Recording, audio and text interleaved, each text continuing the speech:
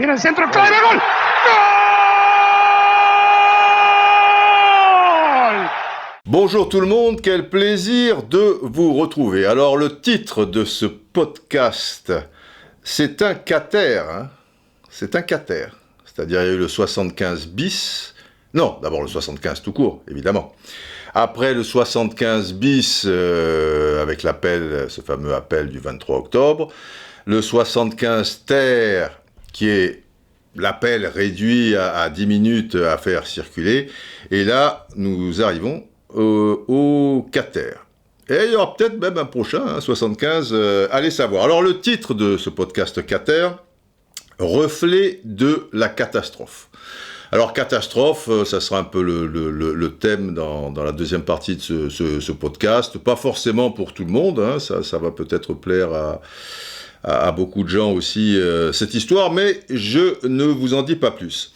Concernant, car certains braves doivent être impatients, alors est-ce qu'il y a beaucoup de retours, d'inscriptions sur le mail en question et tout? Comme je vous l'ai dit, on va attendre un mois avant, pas de faire le tri, j'ai déjà commencé à le faire bien évidemment, avant de savoir si on va plus loin ou pas. Je vous laisse faire, je pousse pas à la roue non plus, c'est-à-dire que je fais pas des retweets et des retweets incessants là-dessus sur mon compte Twitter, il faut à tout prix, patati patata, les aficionados, on compte sur vous, machin, parce que voilà, ça doit, si un jour ça peut marcher cette histoire, ça doit venir des gens. Moi je peux amener le cheval à la rivière, et je peux pas boire à sa place, quoi. Et si je fais mine de boire pour que finalement ça foire au bout de 15 jours, parce que à la limite j'ai tellement harcelé les gens, tu vois qu'ils ont baissé leur garde, ils ont dit bon allez on va s'inscrire dans ce truc d'aficionados. Pour que ça marche, il faut toujours de l'enthousiasme au départ. Donc, wait and see, et revenons aux fondamentaux. C'est quoi, les fondamentaux? C'est l'histoire de la saison 74-75. On n'a pas évoqué ça dans le bis et dans le ter, puisqu'il était question de l'appel. Donc, la suite du podcast 75, finalement, où j'avais eu le temps de vous donner le champion de France, la Coupe de France, et les buteurs. Comme ça remonte à 3 semaines, je vous rappelle, mais alors rapidos, que Saint-Étienne domine à nouveau le football français. Il y a eu un petit intermède musical avec l'Olympique de Marseille, notamment, et Nantes aussi, en 73. Mais Saint-Étienne a fait le doublé en 74, et ils remettent ça, ils font le doublé du doublé, puisqu'ils font un doublé en 75. Et un record dans ce championnat 74-75 qui ne pourra jamais être battu, mais peut-être un jour égalé. Pour l'instant, il a été inégalé. Je parle de quoi? C'est une anecdote, enfin un record, c'est pas une anecdote, c'est pas un détail, mais à ce niveau-là, oui, quand même. Je voudrais donc un jingle gong. Alors en fait, c'est pas si anecdotique que ça. Le record en question, c'est que Saint-Étienne, il y avait 38 journées pour la saison 74-75, puisque déjà 20 équipes. Saint-Étienne a donc joué 19 matchs à Geoffroy Guichard, et ils ont gagné les 19 matchs. Ça s'était jamais vu avant, et pour l'instant, ça s'est pas vu après. Et le record, tu gagnes tous tes matchs à domicile, c'est pour ça vous comprenez qu'il ne peut être qu'égalé, quoi. Voilà. L'anecdote en question, c'est qu'à un moment, ça a failli merder.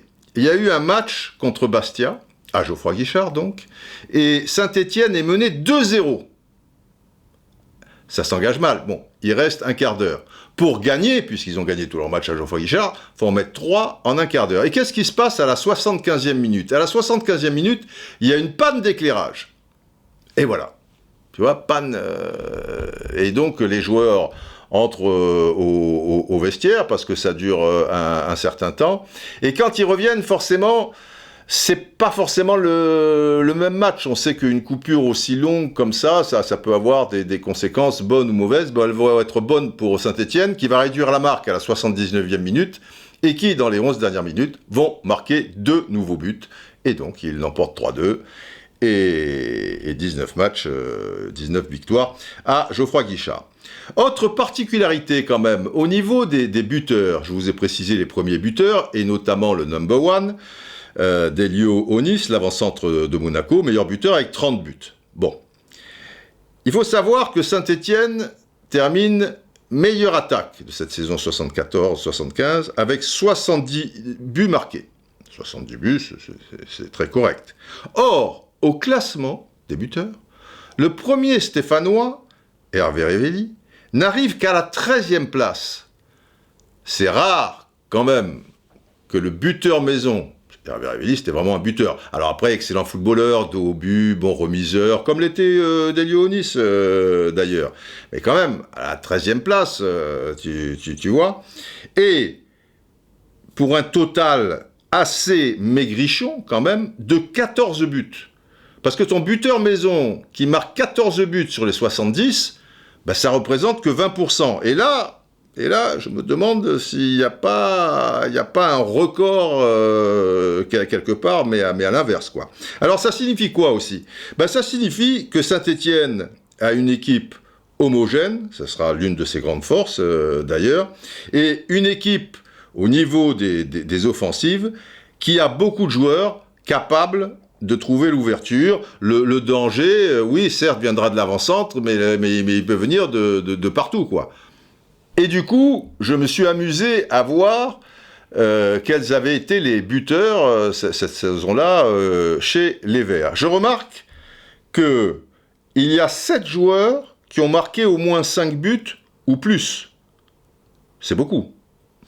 Derrière Hervé Révelli, qui est à 14, tu as quand même Triantafilos, autre avant-centre, Tintin pour les intimes, qui est à 11, Jean-Michel Larquet, milieu de terrain relayeur, mais assez haut, quoi, hein, sensiblement meneur de jeu, qui en est à 9, et Patrick Révelli, 5, Dominique Battenet, qui est un milieu de terrain défensif, 5, Christian Lopez, qui est un défenseur central, 4, Piazza, défenseur central aussi, 3, Santini, qui était plutôt remplaçant, 5. Donc finalement, il y a eu 13 buteurs. 13 buteurs, et évidemment, tu peux pas compter le gardien de but.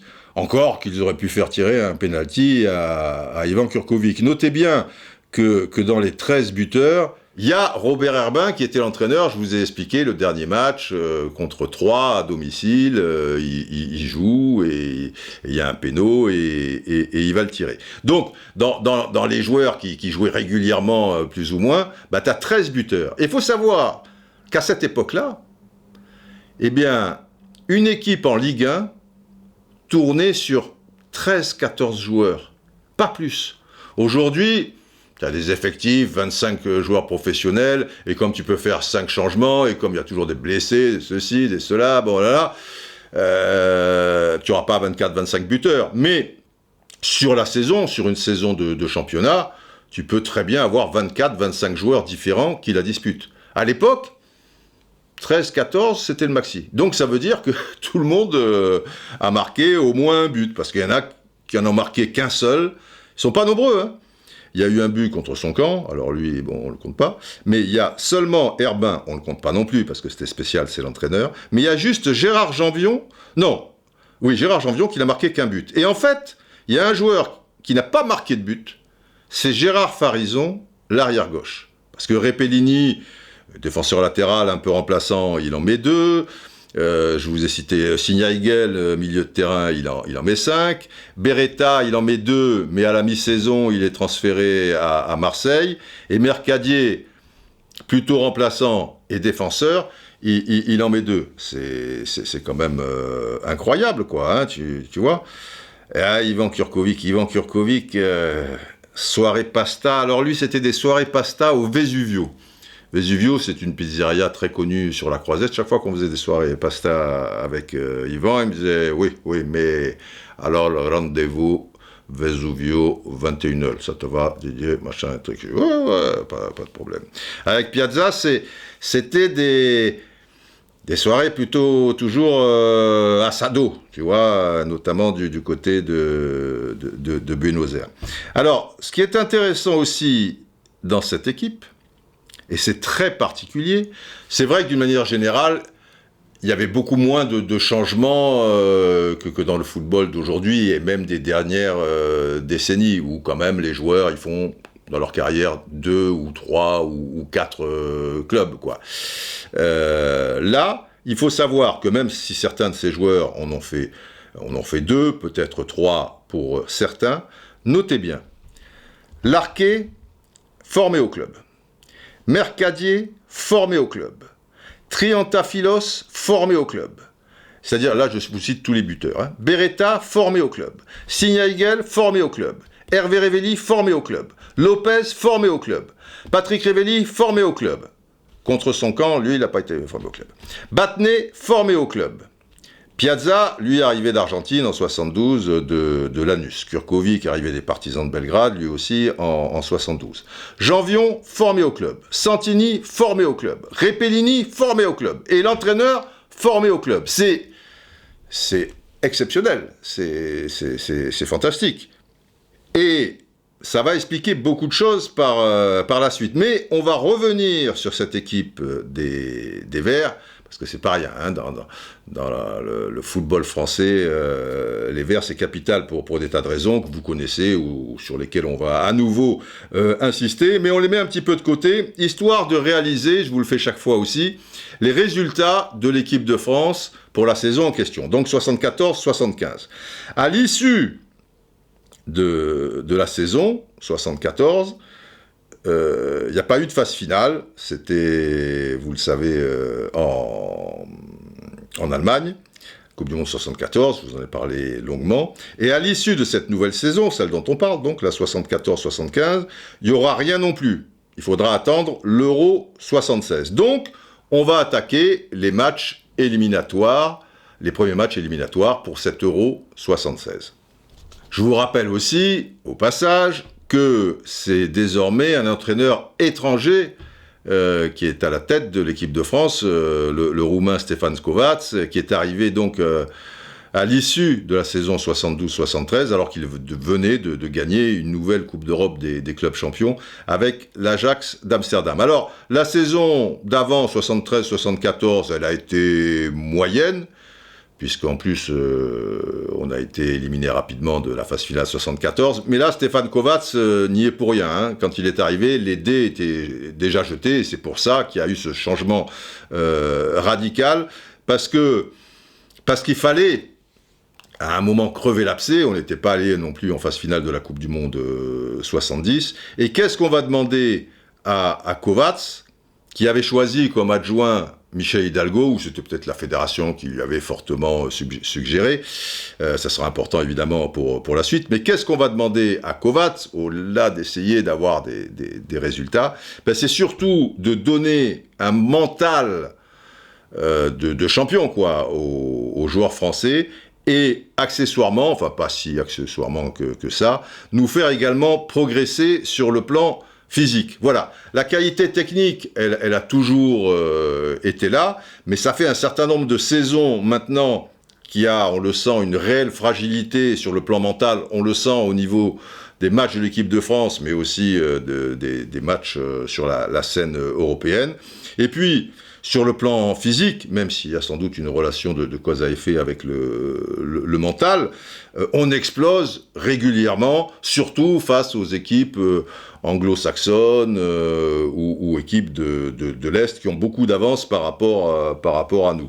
Et Kovacs, qui dirigeait l'Ajax, bon, bien sûr, c'est Rinus Michels qui a fait l'Ajax. Et on peut considérer que Stefan Kovacs a mis les pieds dans les chaussons et il a été plus un accompagnateur pour les joueurs. Il n'empêche que pendant 2 saisons, il va tout gagner, et notamment 2 nouvelles Coupes d'Europe des clubs champions, qu'il avait certes des joueurs très techniques, mais il y avait ce football total. D'ailleurs, il fera un ouvrage qui s'intitulera, un livre, Le football total. Mais au-delà de la technique, physiquement, Les mecs, c'était des monstres. Et mentalement aussi. Donc Kovacs doit être l'homme de la situation pour nous amener ce plus au niveau du maillot frappé du coq. Voilà. Il faut décomplexer les joueurs parce que ça a des conséquences terribles.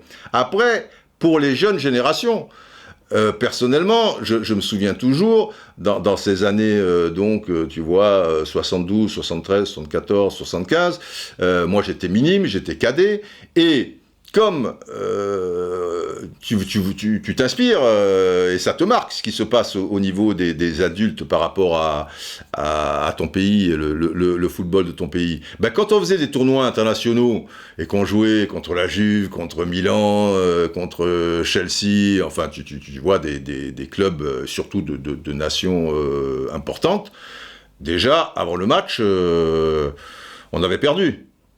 Bizarrement, on en a gagné certains de ces matchs, mais on perdait en tout cas nos moyens. On disait, oh putain, là c'est Milan. Parce qu'évidemment, tu te projettes, tu dis, eh ben, nous on est Français, et ceux qui sont un peu plus âgés que toi, contre l'AC Milan, ben, ils vont exploser. Ben, toi, pareil. Alors que les gosses d'aujourd'hui, c'est clair, qui sont, alors on dit plus minime cadet, moins de 15, moins de 18, etc. et tout, ils ont grandi avec des victoires de l'équipe de France, au niveau Coupe d'Europe, pas tant que ça, mais quand même, l'OM, au-delà de la victoire, il y a eu beaucoup de finales de l'OM, le PSG, il y a eu même avant, tu vois, des finales, Bastia, gna gna gna gna gna.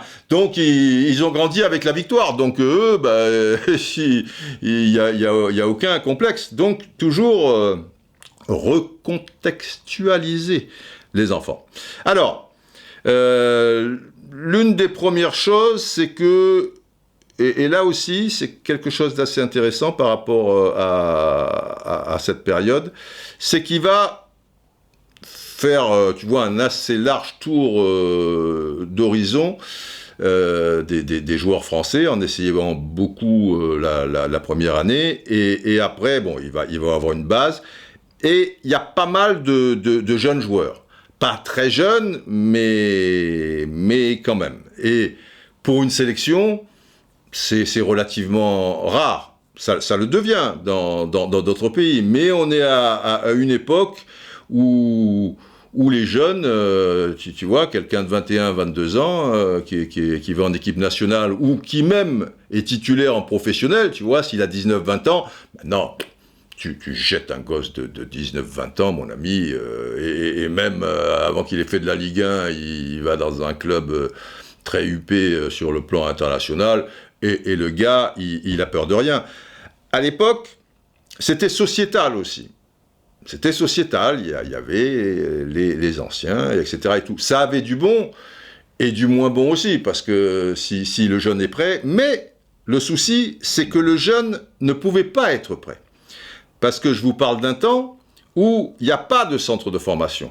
Saint-Étienne, évidemment, puisqu'ils sont tous formés au club, et puis Nantes dans son genre, qui prend aussi cette tangente, et puis après tout le monde va s'y mettre. Mais il n'y a quasiment pas de centre de formation comme ça. Ça veut dire que tu as des jeunes qui restent dans leur club amateur et qui ont 2-3 entraînements, tu vois, le soir par semaine, mais ils ne sont pas formés physiquement comme les jeunes aujourd'hui en 2020 et ces 2 dernières décennies, où dès l'âge de 12, 13, 14 ans, tu vois, ils travaillent même avec des poids, des haltères. Nous, on avait une sorte de... C'est pas punching ball, comment on appelle ça?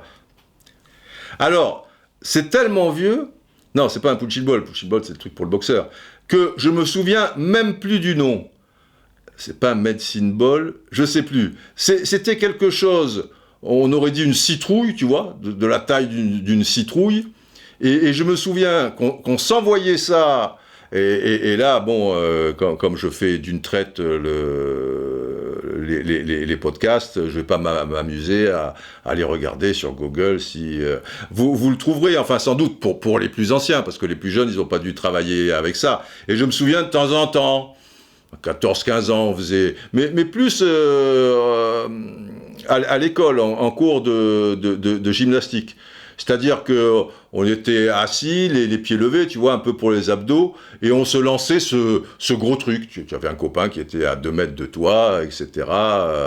Ça s'appelle... Bon, c'est gros comme une citrouille, c'était un peu marron, il n'y a pas de relation avec le carrosse de Cendrillon. Medicine Ball, je sais plus comment ça s'appelait ce truc. Bref, mais... physiquement, voilà quoi, ça avait rien à voir. Et ça veut dire que les professionnels, eux, eh ben, ils s'entraînaient tous les matins depuis X années. Donc, tu étais un gosse de 17-18 ans dans les chocs. Et moi, je m'en souviens, puisque je m'entraînais avec les pros de la SCAN. Bon, alors, en deuxième division, j'ai fait plusieurs entraînements avec eux à l'âge de 16 ans. Bah, dans les chocs, tu sentais un peu le truc. Maintenant, un gosse de 16 ans, tu vois, c'est une baraque. Alors, et puis, dernière chose, le vice. Et comme il y avait peu de jeunes dans les équipes professionnelles titulaires, en tout cas, qu'il y avait que 13 joueurs ou 12 même, tu vois, à un moment, sur la feuille de match, ça veut dire que le gosse, bah, il était un peu isolé. Il allait avec des adversaires en face ou dans le tunnel, les gars pour l'intimider, tu vois, c'était genre, dis donc, toi, tu as encore de la morve, machin ou quoi, bon, tu passes une fois, à supposer qu'il soit attaquant, tu vois, je te casse la jambe, et comme ça, on n'en parle plus. Donc, t'amuses pas. Alors déjà, tu vois, tu as le côté émotionnel, putain, je suis là avec les grands et tout, tu as un mec qui te dit ça, c'est pas dans... Et, plus grave, c'est que c'était un football où les arbitres laissaient beaucoup plus faire. Et où, pour le coup, alors je dis pas que le gars qui dit ça allait volontairement casser la jambe du gosse, mais il allait mettre des tampons très, très méchants, et c'est bien qu'il n'aurait pas carton rouge. Donc, pour toutes ces raisons, je vous ai expliqué, sociétal, bah oui, entraînement, vice, type de football, arbitrage, les jeunes, on leur laissait plus tard leur chance, quoi, on va dire. Alors, Stéphane Kovacs, il va quand même s'appuyer sur quelques grognards, mais les grognards, ils ont 25-26 ans, tu vois, les Henri Michel, Marius Trésor, c'est-à-dire, ce sont des gars qui sont en équipe de France déjà, plutôt installés. Et il va essayer des plus jeunes ici et là. Mais, petite parenthèse, sans revenir complètement sur Saint-Étienne, c'est que le parcours des Verts en Coupe d'Europe va aider considérablement aussi Kovacs et le football français. Alors, oui, les Verts vont être capitales, et en plus, avec la chance d'avoir Platini, qui arrivera un petit peu plus tard, et forcément, si tu as au niveau de ta sélection le meilleur joueur du monde, ce qui sera sur 2-3 saisons à égalité peut-être avec un autre, mais sinon sur 2-3 saisons en amont ou en aval par rapport aux 3 saisons où il est le meilleur du monde, il est dans le top 3, quoi, tu vois, c'est un phénomène. Donc ça aidera. Mais Platini, c'est un poil quand même plus tard. Et d'ailleurs, pourquoi ne pas faire une petite parenthèse sur Platini, car il existe déjà, à cette époque-là, saison 74-75, il a 19 ans. Une parenthèse platoche, c'est toujours bon, et quelque part, c'est l'histoire, ce sont donc les loups de Francfort.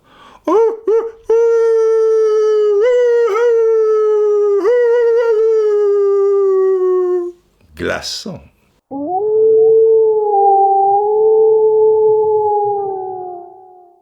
Alors Platoche, 19 ans, lui, c'est un phénomène. Donc pour le coup, contrairement à ce que je dis, il va jouer en pro alors qu'il n'a pas encore 18 ans. Ça se passe le 2 mai 1973 contre Nîmes. Pas une affaire, parce que les Nîmois, ils sont rugueux. En fait, il n'est pas titulaire, mais l'ailier gauche est blessé. Kusowski était son nom, que je connais bien, Kusowski, parce que gosse, j'allais le voir à la SCAN. Puis il a joué à Marseille, et donc à Nancy. Il est blessé. Ça se passe bien pour Platoche. Il joue les 2 matchs suivants contre Sedan et Lyon. Et d'ailleurs, contre Lyon, il inscrit ses 2 premiers buts. Mais après, Cuso, c'était son surnom, Cuso, tu vois, Kopazeski, Kopa, tu vois, machin, un truc, revient et Platoche sur le banc.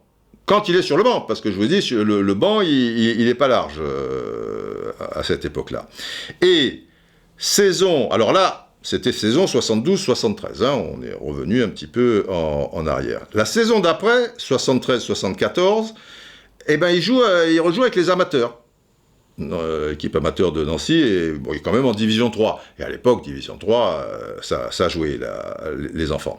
Il faut attendre le 14 novembre de cette saison 73-74 pour le retrouver en équipe première, ça sera contre Nice, et à partir de là, il sera titulaire. Le problème, c'est qu'à la fin de cette saison 73-74, Nancy est relégué en Division 2, et donc la saison dont on parle en ce moment depuis le début, 74-75, Platini, il la jouera à l'étage inférieur, et même si, pour les spécialistes, mais enfin, il faut être au courant, parce que l'information ne circulait pas comme maintenant, mais il y en a qui savent que, oui, il y a un gars, un phénomène. Bon, ça demande toujours confirmation, il est bien jeune, mais il a quelque chose de plus que les autres, tu vois, c'est comme les patelus du cru.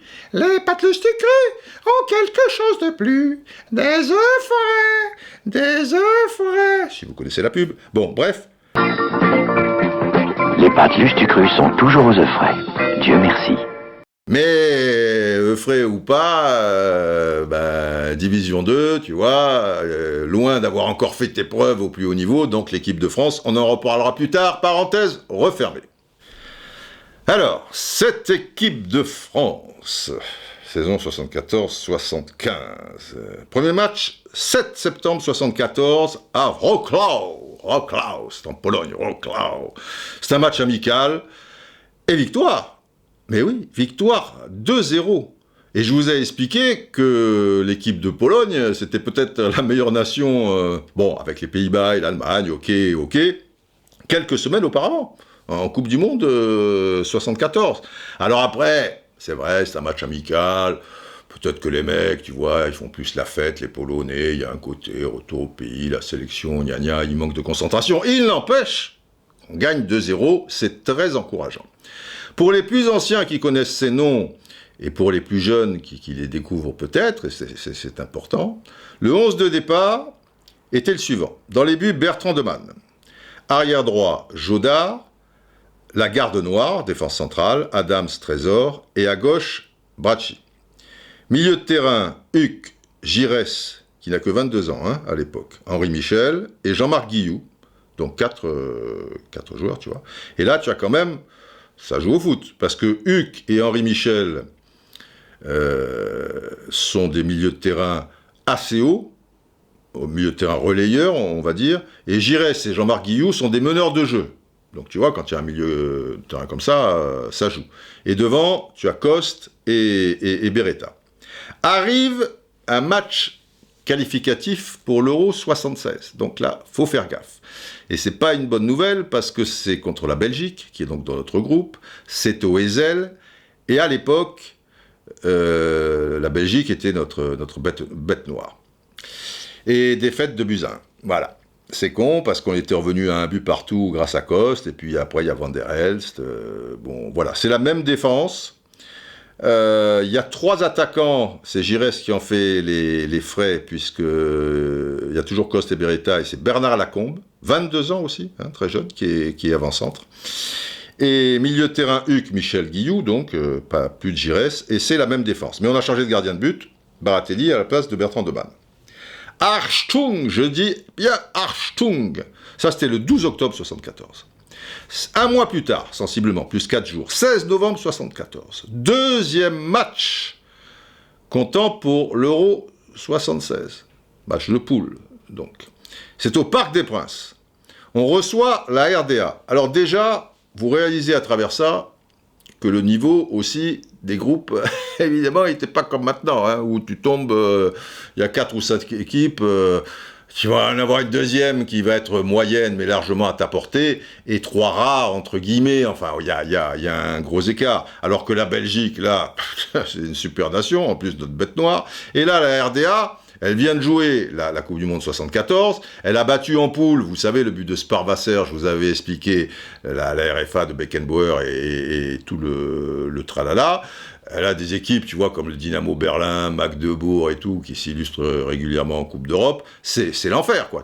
Pour la Belgique, la RDA. Bref, on est au parc, mais il faudrait gagner. Putain, on est mené 2-0 à 10 minutes de la fin.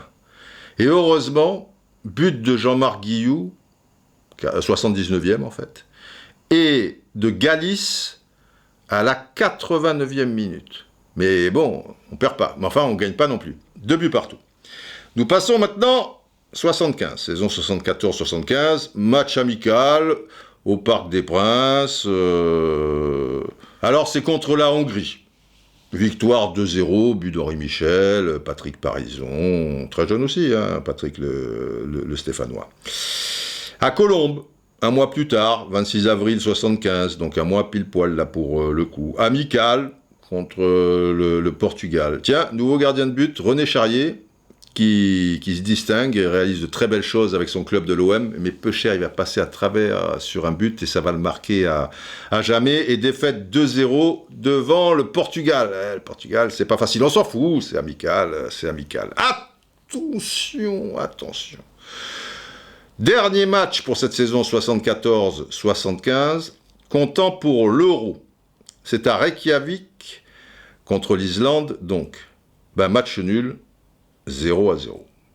Pourtant, on avait un milieu de terrain offensif. Henri Michel, Larquet, Guilloux.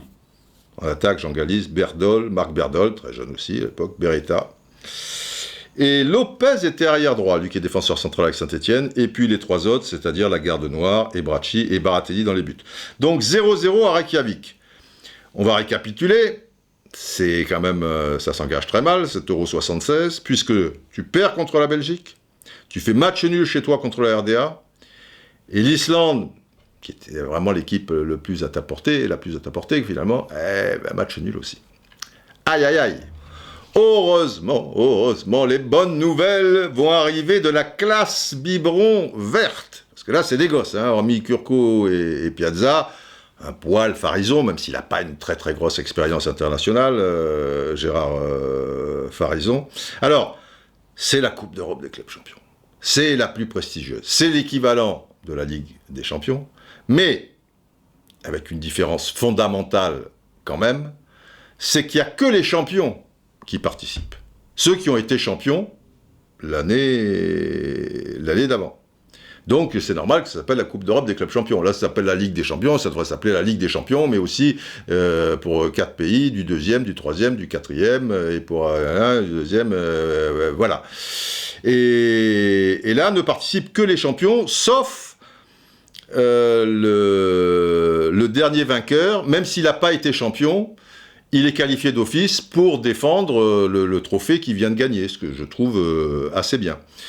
Si ça n'avait pas été le cas, par exemple, le Real Madrid, vous savez, qui a gagné les 5 premières Coupes d'Europe des clubs champions, au mieux, ils en auraient gagné que 3, parce que sur les 5 saisons en question, il y a Barcelone 2 fois, c'est en 59 et 60, je crois, qui avait été champion d'Espagne. Mais si tu avais gagné, tu étais qualifié d'office. Mais on ne va pas commencer par l'épreuve la plus prestigieuse, on va y aller doucement, et commencer, saison 74-75, par la Coupe de l'UEFA.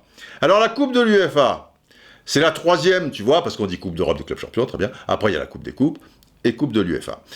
Mais, bien souvent, c'est la plus dure des 3. Dans la mesure où déjà, il y a un tour supplémentaire, ce n'est pas rien.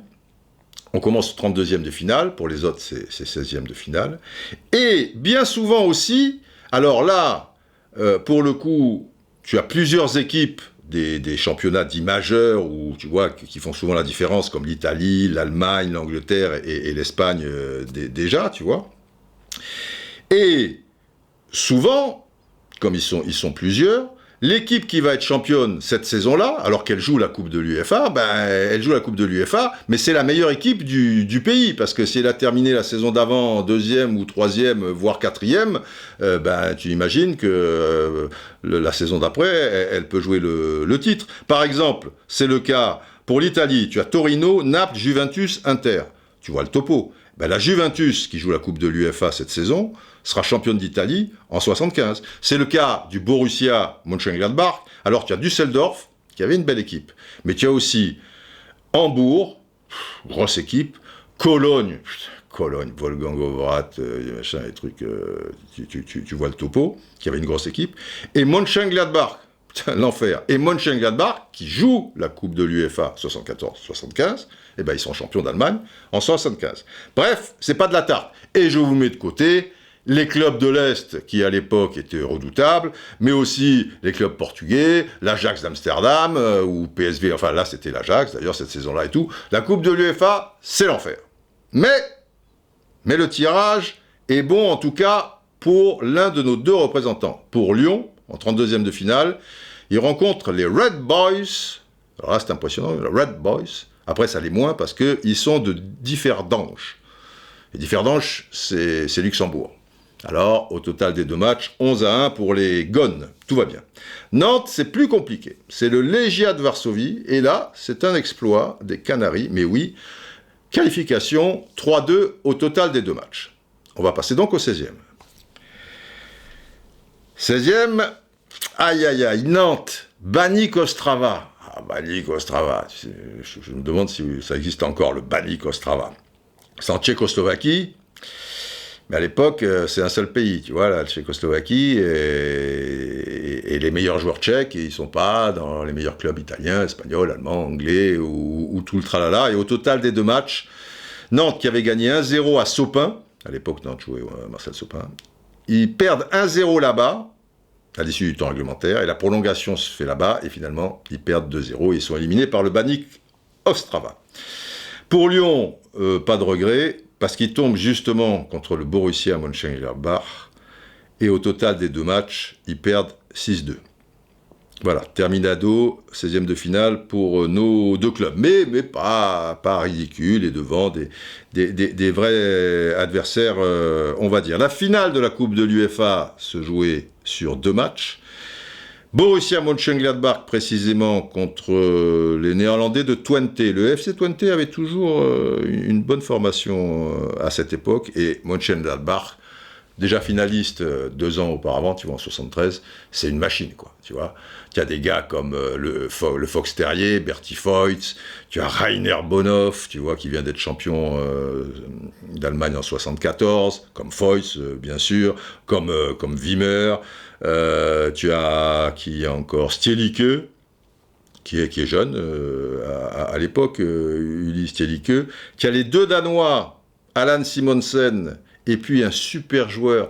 Alors ça, pour le grand public, parce que Simonsen a quand même gagné le Ballon d'Or, il a fait des choses, etc. Pas de problème, il a joué au Barça. Mais tu avais un joueur d'une finesse qui s'appelait, un autre Danois, Henning Jensen, un attaquant. Quel joueur les enfants. D'ailleurs, ce Jensen partira en 76, peu de temps après donc, et jouera 3 saisons au Real Madrid. Il y a aussi l'attaquant Jupp Heynckes, enfin bon, c'est une machine de guerre.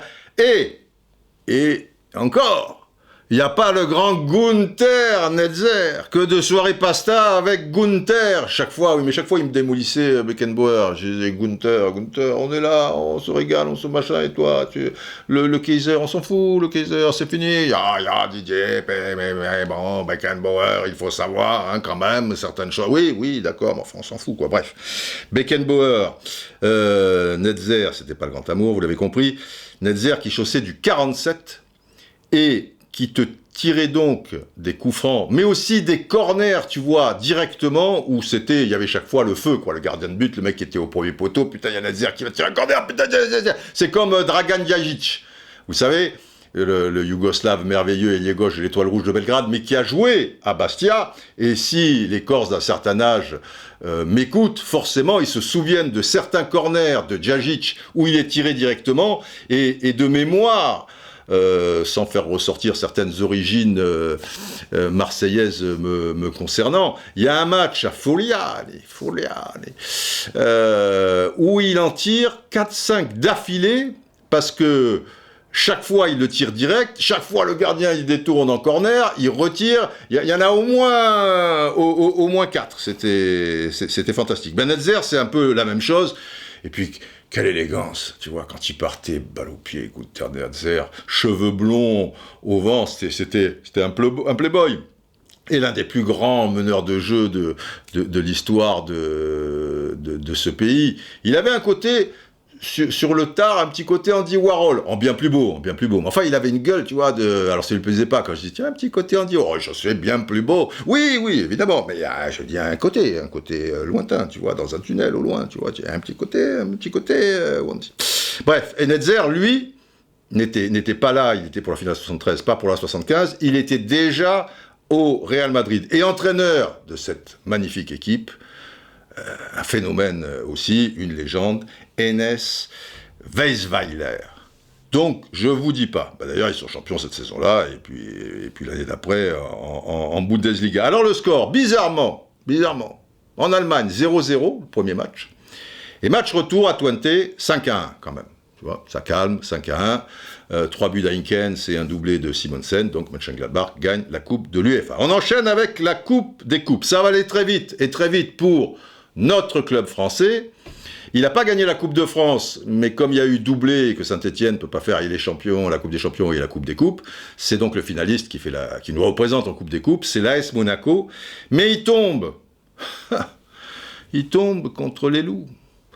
Eh oui, contre l'Eintracht Francfort, les loups de Francfort.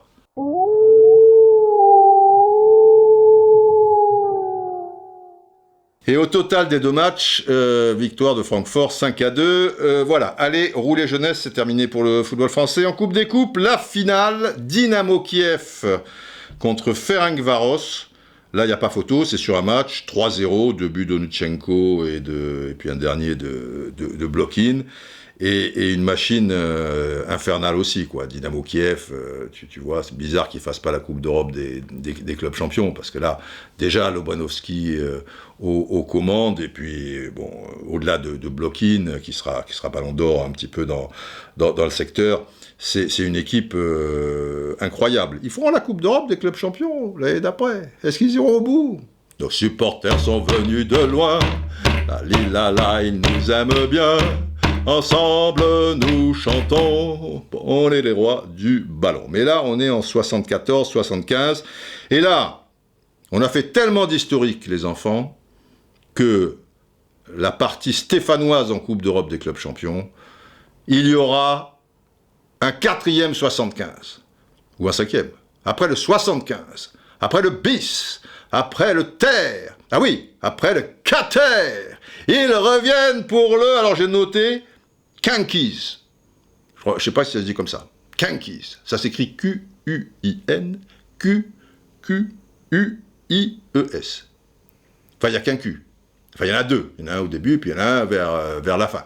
Mais on vient d'être présenté, donc je ne sais pas. C'est peut-être pas la bonne prononciation, mais il y aura donc, pour parler des Verts, saison 74-75, il y aura donc le 75 Kinkis, on n'arrête pas le progrès, et maintenant nous allons nous pencher sur ce thème qui a une relation avec le titre de ce podcast. Le titre du podcast est, je vous le rappelle, le reflet de la catastrophe, parce que le football est on ne peut plus que le reflet de la société. La société courant à la catastrophe, il n'y a pas de raison que le football ne court pas à la catastrophe. Alors la catastrophe, on va voir. Je parle bien évidemment de l'arrivée prochaine de la Super League. Parce que ça va à vitesse grand V, cette histoire. Les habitués du podcast, du blog, ou ceux qui me suivent même depuis encore un petit peu plus avant, savent que je brandis ça toujours et que je le vois venir, et ça date pas d'il y a quelques années. Et là, on parle d'un départ pour 2021, bon, ça me paraît un peu prématuré, ou 2022, peut-être au pire 2024. Ce qu'il y a de curieux, c'est que la FIFA serait un peu dans le coup, donc à gratter. Il y aura peut-être une sorte de gentleman agreement. Mais les choses sortent de manière de plus en plus précise, c'est de plus en plus concret, ils ont bien avancé, il y aurait des milliards et des milliards et des milliards et des milliards à la clé, parce que c'est ça qui fera que ça existera, hein, s'il n'y a pas l'argent derrière, ou si on ne le laisse pas miroiter. À un moment, il était question peut-être de 32 clubs, mais 32, ça fait beaucoup. Donc, on parle de 16 clubs maintenant. Et les 16, ils sont sortis dans la presse. Je vais vous les donner. Ça concerne, c'est simple, 5 pays. Donc, déjà, mais de vous à moi, la Ligue des Champions, ça concerne sensiblement 5 pays aussi. Hein. Il n'y a pas une grande surprise par rapport à ça.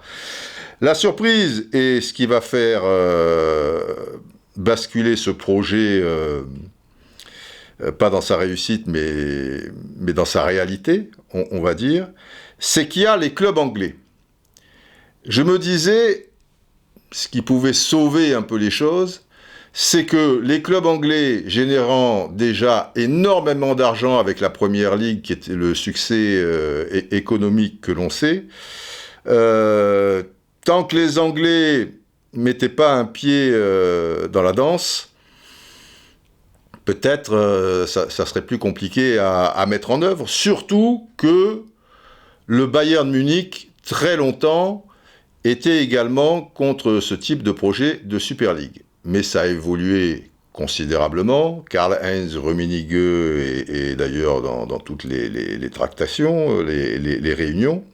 Donc, les clubs, je vous les cite. Et vous allez remarquer qu'il y a 6 clubs anglais, 3 clubs espagnols, ça fait 9, 3 clubs italiens, 9 et 3, 12, 2 allemands, ça fait 14, et un seul français, 15. On peut supposer que le 16e sera français, à moins qu'il ne s'agisse d'un 7e anglais. Mais enfin déjà, si tu as 6 anglais sur 16 équipes, c'est plus du tiers, quoi. Tu vois, donc il y a une Super League qui est une sorte de, je dirais pas de première ligue boostée, mais enfin ça y ressemble aussi. Bon, ça peut évoluer tout ça. Je vous cite les clubs, évidemment, pas des petits clubs. Pour les Anglais, Liverpool, Manchester City, Manchester United, Chelsea, Arsenal, Tottenham. Pour les Espagnols, pas une surprise, Barcelone, Real Madrid, Atlético. Pour l'Italie, pas une surprise non plus, la Juventus, l'AC Milan, l'Inter. Pour l'Allemagne, pas une grosse surprise, Bayern de Munich et Dortmund. Pour la France, pas une surprise, le PSG. On peut imaginer que le 16e, s'il est français, sera Lyon. Je vois mal Lyon passer à côté de la Super League. Déjà, Jean-Michel Aulas fait partie de ces réunions avec les grands présidents de ce monde depuis très longtemps. Il sait compter et il sait très bien que si demain la Super League existe sans Lyon, Lyon, qui pourrait être vendu, je sais pas, des centaines et des centaines de millions, ils ont leur stade, etc. et tout, qu'ils aient leur stade ou pas, ça vaudra 3 centimes d'euros. Et oui, par la force des choses. Donc M. Sédou, co-actionnaire principal, s'est compté aussi. Je vois mal Lyon ne pas faire partie de la fête. Mais enfin, bon. Donc, vous voyez déjà le topo. Alors évidemment, ça a beaucoup réagi de votre côté et sur mon compte Twitter. Et on va lire quelques tweets et y répondre un petit peu, et une manière comme une autre, donc, entre nous, de parler de cette Super League, de sa viabilité, si vraiment elle va exister, peut-être un mal pour un bien, etc., etc. Colonel Hattie, je suis là. Eh bien, jingle éléphant, puisque ce sont les tweets. Oh, patrouille de la jungle, à vos commandants. Alors, dans ce genre d'histoire, moi, je mets juste un tweet en précisant, tiens, pas beaucoup de clubs français, et puis je mets la liste. Il y a toujours des réponses, tu vois, qui sortent de nulle part. Même sur Neptune, ils oseraient pas.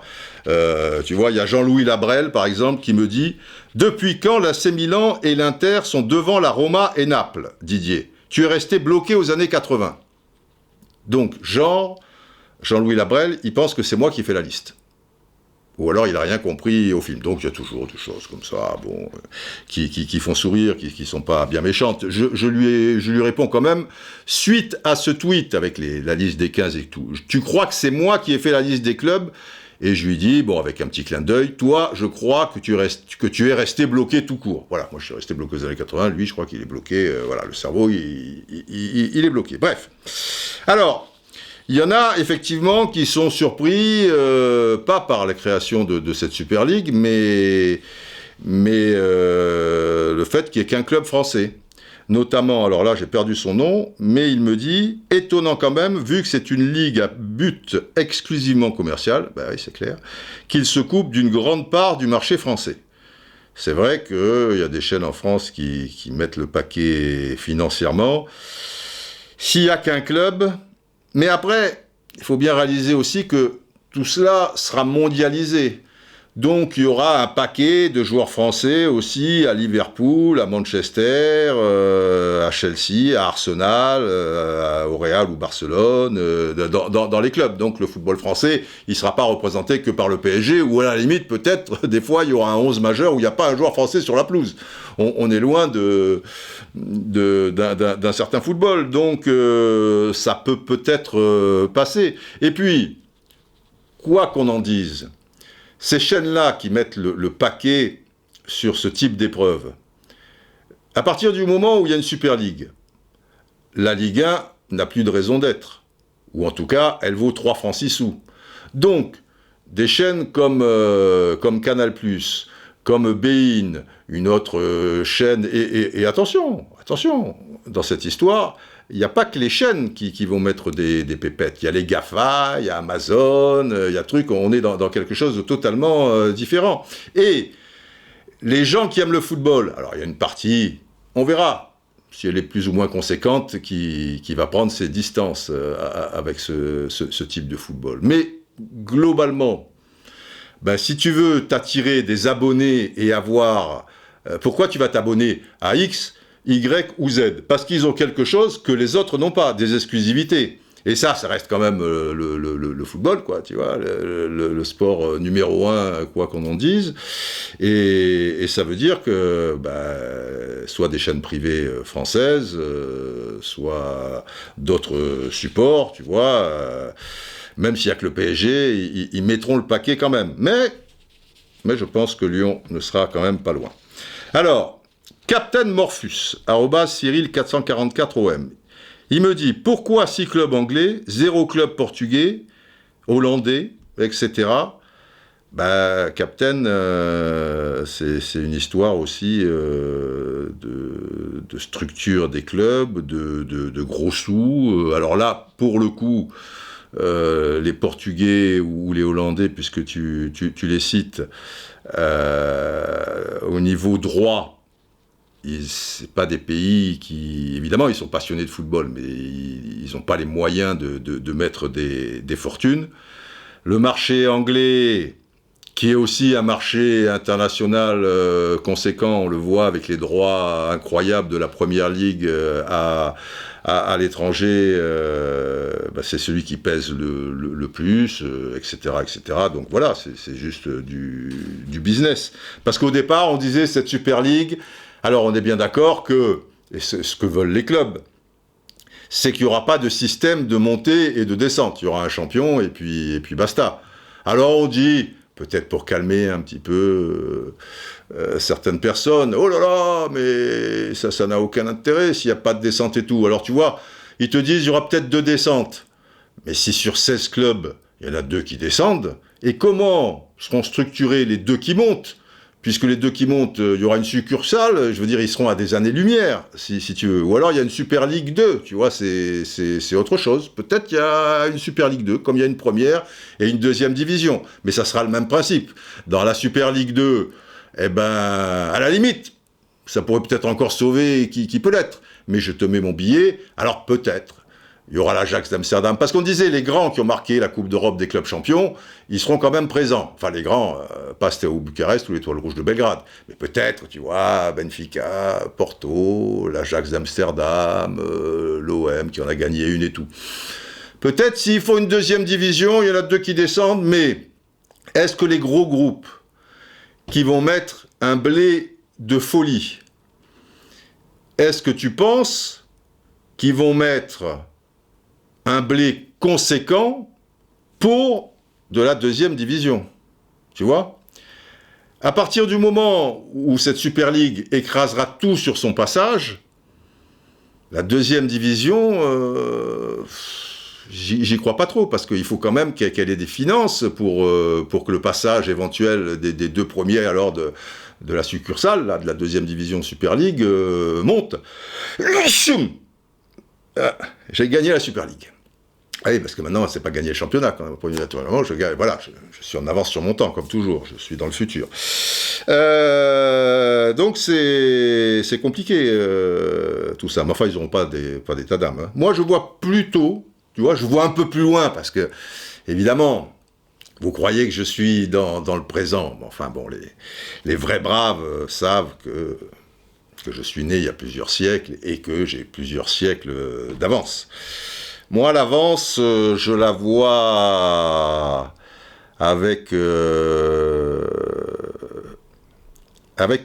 des règles qui vont fondamentalement changer. Vous avez remarqué que les règles de football, et puis en plus avec l'arrivée de la VAR, ça a plus changé sur les 3 dernières années que sur les 50 premières.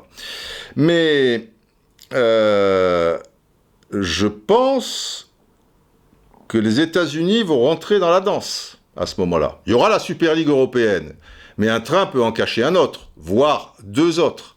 Les Chinois sont fous de football. Les Chinois ont des gros moyens. Les Américains, ils sentent qu'avec le football, il y a de quoi faire un gros business. Et il y a beaucoup d'aficionados quand même, parce que beaucoup de Mexicains, beaucoup originaires d'Italie, d'Espagne, tout ça, aux États-Unis. Les sports, alors le baseball restera toujours là, le basket sans doute, le football américain avec tous les traumatismes, dans les chocs, etc. Si tu es papa, maman d'un petit, il veut faire du foot américain, tu vois, si c'est pour qu'il termine à 25 ans avec des maux de tête jusqu'à la fin de sa vie ou en petite chaise roulante, tu vas lui dire va vers le foot, mon ami. Tu vois, le foot prend aux États-Unis, c'est compliqué. À partir du moment où tu changes les règles, que tu fais 4 cartons de 25 minutes, voilà, les matchs feront 100 minutes, c'est pas grave, on n'est pas à ça, parce que dans l'intervalle, il faut consommer, il faut bouffer des pop-corn, des machins, des trucs sur les stades, partout, etc. Bon, bref, où chaque fois qu'il y a la VAR, la pub passe. C'est un sport qui peut devenir rentable économiquement à partir du moment où il intéresse les télés. Parce que si tu n'intéresses pas les télés aux États-Unis, tu peux pas être un sport performant économiquement. Donc voilà, tu végètes, quoi, comme ils font avec la MLS, tu vois. À partir de là, il pourra très bien y avoir une Super League aux États-Unis, où des grands joueurs européens iront jouer, mais ça sera sensiblement du même niveau. Voilà, ils auront leurs 16 clubs. Parce que pourquoi ils veulent faire que 16 clubs en Europe? Tu vois, tu pourrais faire quand même de bons... Bon, bref, je sais pas. 16 clubs. Et en Chine, ils mettent les moyens pour le football, et ils veulent vraiment du football. Simplement, de la manière dont ça se passe, les grands clubs étant en Europe, mais tu vas faire en sorte qu'il y ait une Super League chinoise, avec des tas de grands joueurs européens, mais aussi africains, sud-américains, etc., etc. Et puis, à un moment, je dis pas que ça fusionnera. Ça, c'est la chose ultime, que ça fusionne. Qu'à un moment, tu vois, l'équipe européenne, hop, elle reste 1 mois et demi aux États-Unis, et en 1 mois et demi, elle fait 16 matchs contre les Américains. Ou elle y va 2 fois un mois et demi. Voilà. Et puis elle va 2 fois un mois et demi en Chine. Enfin, ça va être quelque chose, les enfants, j'ai l'impression que on n'est pas au bout de nos surprises. Pour l'instant, on a nos 16 qui ne sont que 15. Alors, Karim Elal, lui, me dit, mouais, c'est un préalable à la refonte du foot des clubs en Europe. Ah bah pour le moins, oui. Attention à ne pas sous-estimer cette approche mercantiliste qui tuera le football. Bah, qui tuera le football, Karim, je sais pas. Ce qui est sûr, c'est que ça va tuer un certain football. Celui que l'on connaît. Après, le foot est mort, vive le foot. Tu vois, c'est un petit peu comme le roi. Donc, pour des gens comme moi, de ma génération, et autres supporters, sans doute, c'est clair que ça va tuer quelque chose. Est-ce qu'on va suivre ça peut-être d'un œil lointain et bovin. Mais maintenant, je vois sur Twitter, d'une manière générale, ça gave les gens qu'une Super League de la sorte existe. Mais les gens qui me suivent sur mon compte Twitter sont des gens, entre guillemets, pour beaucoup en tout cas, qui me ressemblent plus ou moins. Pour beaucoup en tout cas, même s'il se trouve que je le vois à travers tous les messages privés sympas ou messages qui passent, il y a des jeunes de 18, 19, 20 ans, c'est génial, monsieur Roustan, et puis j'écoute les podcasts, et puis je ceci, et puis je cela, ok. Mais je pense pas que ça soit la masse. Et ce sont eux, les grands consommateurs, et surtout les consommateurs de demain. Donc, il faudrait savoir si eux, qui ne s'intéressent pas, ou quasiment pas à l'histoire du foot, tu vois, c'est pas leur truc, qui sont là à consommer d'une certaine manière, est-ce que ça va leur déplaire forcément ? C'est pas sûr. C'est pas sûr. Il faudrait qu'il y ait une grosse approche, un gros sondage auprès des gens, mais de toute génération, aficionados de football, d'où l'intérêt que dans tous les pays, voilà, ils soient un peu représentés, ces gens-là, et qu'on leur pose la question. Le seul truc, c'est que on leur posera pas la question. Voilà, ça sera comme ça, et basta. Et c'est comme dans la vie de tous les jours. Est-ce qu'on vous pose réellement la question ? Est-ce que vous croyez vraiment que vous avez votre mot à dire ? Non, vous n'avez pas votre mot à dire, c'est comme ça, et puis c'est tout, et tu es bien obligé de faire avec. Reflet de la société, et là c'est le reflet de la catastrophe, voilà, on y est. Mais rien ne dit que s'il y avait vraiment un sondage et qu'on s'adresse aux gens de tout pays, enfants de tout pays, mais est-ce que tu vas demander aux gens de l'Est, tu crois que ça va leur plaire, les gens de l'Est ? Alors eux, déjà le football, là, c'était pas loin que Waterloo morne-pleine, tu vois, il n'y a plus grand-chose, mais il y a quand même des championnats nationaux, ça continue, certains jouent un peu, des Coupes d'Europe, etc., là, tu as vu dans les 15 que je vous ai cités, ça risque pas d'exister. On aurait pu penser peut-être le Zénith, tu vois, le Gazprom, un oligarque, etc. Non, mais les oligarques, ils seront à la tête de certains de ces 15 clubs, et basta. On continue. Alors, il y a, c'est toujours très mignon, des grands naïfs qui pensent que c'est pas plus mal pour les championnats nationaux. Faut le faire. Parce que, effectivement, on voit, notamment dans les pays majeurs, que le PSG, c'est toujours le PSG, le Bayern, c'est toujours le Bayern, la Juve, c'est toujours la Juve, c'est Real ou Barcelone, mais ça fait partie de l'histoire du championnat espagnol. Oui, autrefois, de temps en temps, la Real Sociedad, l'Athletic Bilbao, Valence, tout ça, mais bon, dans le football d'aujourd'hui, c'est de toute manière un des deux, voilà, c'est comme ça. Il n'y a qu'en Angleterre où, effectivement, il y a un petit peu plus de concurrence. Alors, par exemple, Nico, @ncl-Nico, il me dit, mais est-ce une si mauvaise nouvelle ? C'est mignon. La Ligue 1 retrouverait de l'intérêt et les clubs français pourraient avoir un peu plus de chance en Europe dans une compète avec Everton, Séville, la Roma, Leverkusen. Bien sûr, on ne part pas favori contre eux, mais déjà plus que contre le Real. C'est-à-dire, ça s'appelle la Liga Europa, un peu, ton truc là. Mais, Nico, lui, pense, mais je peux me tromper, hein, et s'il a raison, c'est tant mieux. Lui, il pense qu'avec une Super League de la sorte, à terme, la Ligue 1 pourra exister. Pour exister, il faut qu'elle intéresse les gens et qu'elle soit vendue relativement cher pour qu'il y ait des joueurs quand même d'un certain niveau qui y soient. Mais là, quand je vous dis en plus, vous voyez les effectifs pro maintenant, et là, des matchs, s'il y a 16 clubs, vous doutez bien que certains clubs vont jouer toutes les 48 heures, parce qu'il faut rentabiliser tout ça, tu vois, s'il y a des milliards qui rentrent, etc., etc. Donc là où, autrefois, je vous disais dans le début de ce podcast, même dans les années 70, bon, ça remonte un peu, ça se jouait entre 13 et 14 joueurs. Après, les effectifs étaient à 17-18 joueurs. Maintenant, ils sont à 25-30. Là, ils seront à 45. Tu vois ?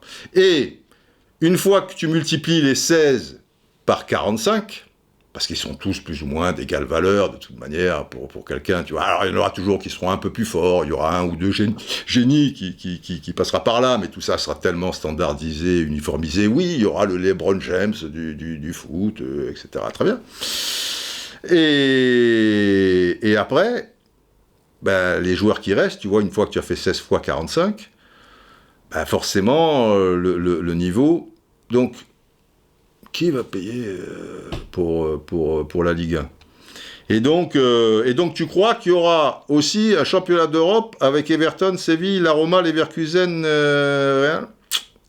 peut-être les premières années, ils vont tenter quelque chose, mais ça va être balayé, mon ami.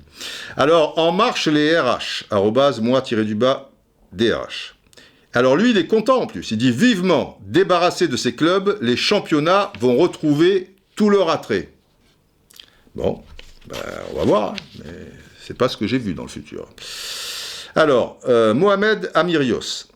Parce que les clubs continueront à jouer leur championnat local. Lui se pose quand même la question. Il dit, il va y avoir encore des championnats locaux. Oui, ça va être la promotion d'honneur A du truc, tu vois, la division d'honneur. Alors, lui, il dit, au pire, mais je pense qu'il veut dire au mieux, il y aura deux équipes. La A pour la Super League et la Ligue des Champions. Parce que lui, il pense qu'avec la Super League, il va y avoir aussi la Ligue des Champions. C'est mignon. Et la B pour le championnat. Je pense pas s'il y a une Super League, je pense qu'il n'y a plus de Ligue des Champions, mon cher Mohamed. Et je pense que ce club, tu vois, les 15 clubs qu'on a cités et le 16e, il va pas avoir une équipe pour le championnat. Surtout que, très rapidement, il n'y aura pas de descente. Et tu vas pas faire tout ce tralala, et puis tu te rends compte, 2 descentes sur 16 clubs, ça va vite, là. Alors, il y a des suggestions pour les plomber. Ok, ça va se faire, les trucs. Eh ben, c'est l'appel du général de Gaulle. Oh, Didier, non, général, c'est un truc, tu vois. Voilà, c'est-à-dire qu'on va essayer de dynamiter, tu vois, les rails pour que le train de la Super League déraille. On va faire du sabotage, chacun dans son côté, tu vois, la guérilla du sabotage. Laissez-moi rire. Si les gens étaient encore concernés, se battaient, machin, ça se saurait, truc. Tu vas être avachi dans ton canapé à boire ta bière et manger ta pizza et regarder la Super League, mon ami. Bon. Paul André. Il nous dit la chose comme ça. C'est très mignon.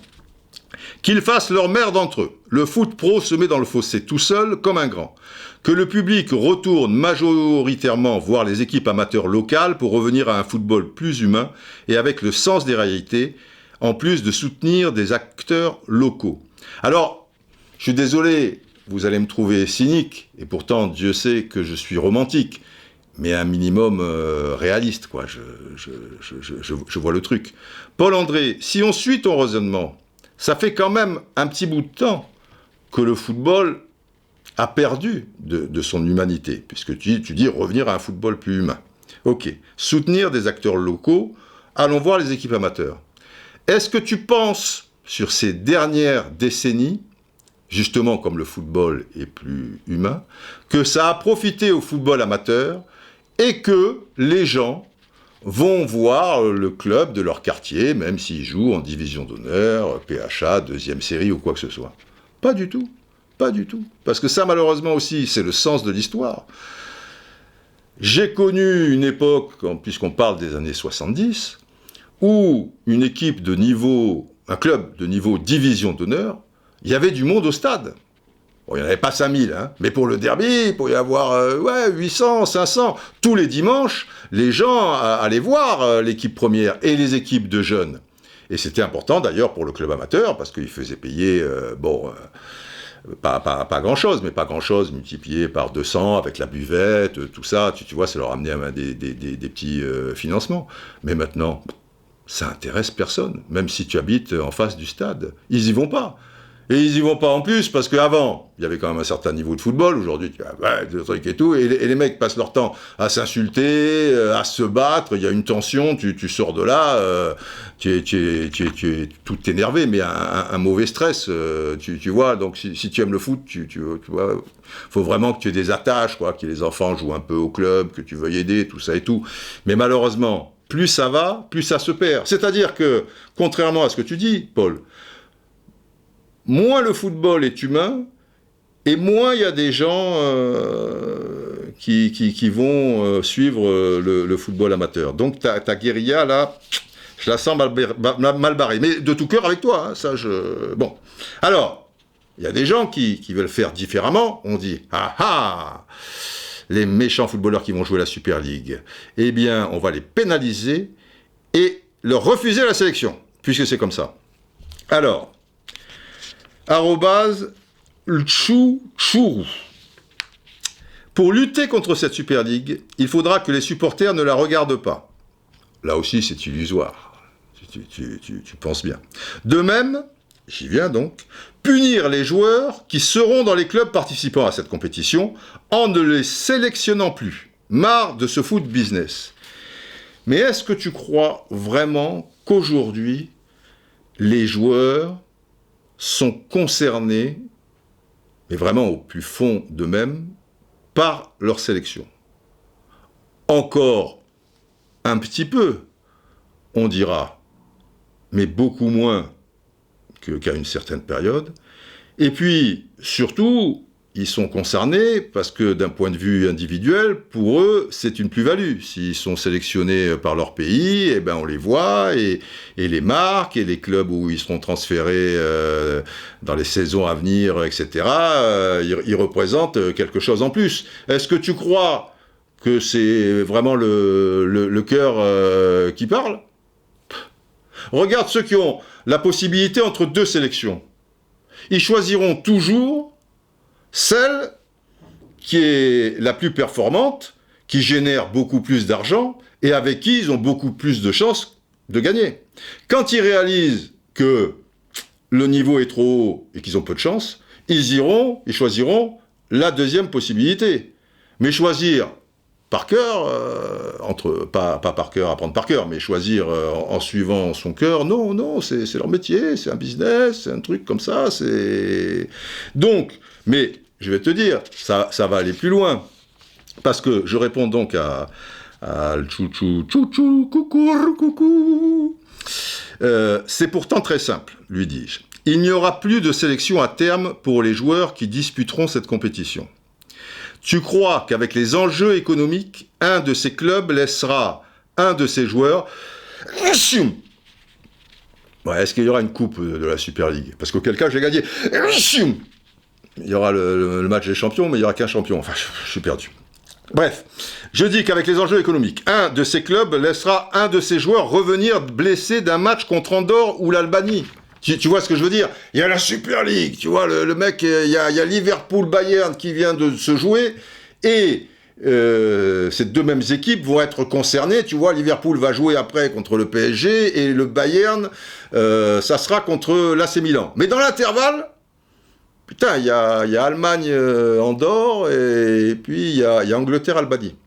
Et tu crois que le président, là, avec son gros cigare, il va dire...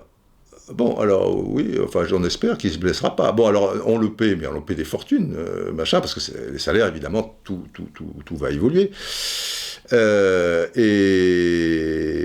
Et Et s'il se blesse, tu vois, musculairement contre Andorre, et qu'après il joue plus la Super League pendant 3 mois, oh, c'est pas grave, c'est normal qu'il honore sa sélection, ça lui tient à cœur.